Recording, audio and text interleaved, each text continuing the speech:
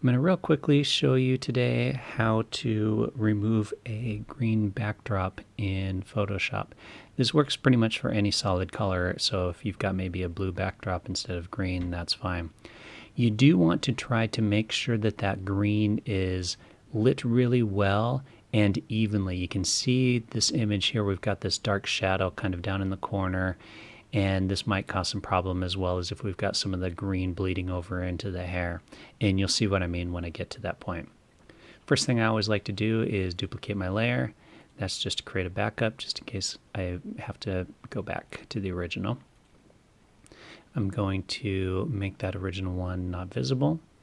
Now I want to go to Select, Color Range, and from here, this is where we're going to pick our color range. So you can see by default, it goes to that first one. You want to select somewhere on the screen where it's going to select the majority of that green. I'll remove my localized color cluster. I find that it works a little bit better without that checked. You can kind of see it's nice and white now. And then you also can adjust your fuzziness a little bit. Try to get it to where the stuff you don't want removed is black and the stuff you do want to remove is white. One final thing, however, is hit this little invert option here.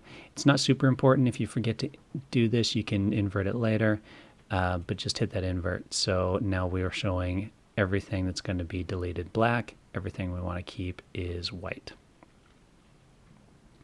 Hit OK.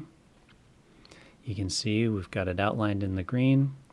From here, you just want to hit our Add Layer Mask, and it will automatically remove the green screen. At this point, this is where you're going to have to go in and kind of do some of that detailed cleanup work. You can see if I zoom in, we've got a lot of green around the edges, and so you might have to go in and do it again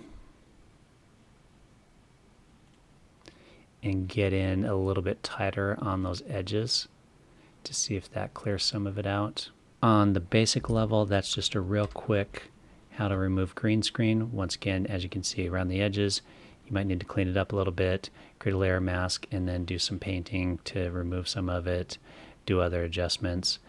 But I didn't want to do a long tutorial on this. I just wanted to do a real basic how to quickly remove it.